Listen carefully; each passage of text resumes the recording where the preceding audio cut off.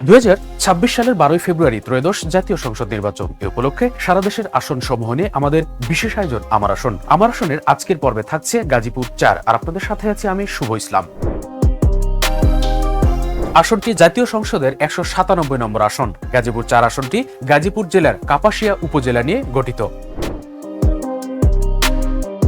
এই আসনে পুরুষ ভোটার 1,61,951 জন, মহিলা ভোটার 1,64,608 জন এবং এই আসনের মোট ভোটার 3,26,631 জন।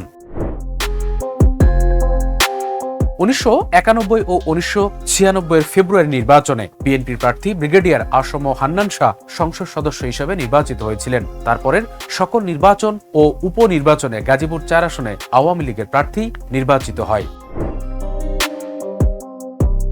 আসন্ন নির্বাচনে বিএনপি মনোনীত প্রার্থী শাহ রিয়াজুল হান্নান, যুগ্ম সম্পাদক গাজীপুর জেলা বিএনপি, জামায়াতের প্রার্থী সালাউদ্দিন আইয়ুবী, শুরা সদস্য গাজীপুর জেলা কমিটি, জামায়াতে ইসলামী বাংলাদেশ।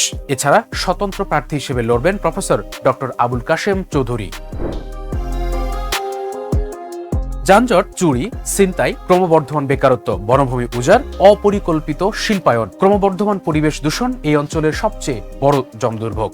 দর্শক, এতক্ষণ আমরা গাজীপুর 4 আসনের নির্বাচনী হাতছাল আপনাদের সামনে তুলে ধরার চেষ্টা করেছি। আগামী পর্বে ফিরব গাজীপুর 5 আসনকে নিয়ে। দর্শক, এই আসনের যে কোনো ধরনের সমস্যা বা জনদুর্ভোগ আমাদেরকে জানাতে পারেন আমাদের কমেন্ট বক্সের মাধ্যমে। আমরা আপনাদের পাঠানো কমেন্টসগুলো বাংলা ভিশনের যে কোনো নির্বাচন কেন্দ্রিক প্রোগ্রামের মাধ্যমে দর্শকের সামনে তুলে ধরার চেষ্টা করব। সে পর্যন্ত ভালো থাকবেন, সুস্থ থাকবেন। আল্লাহ হাফেজ।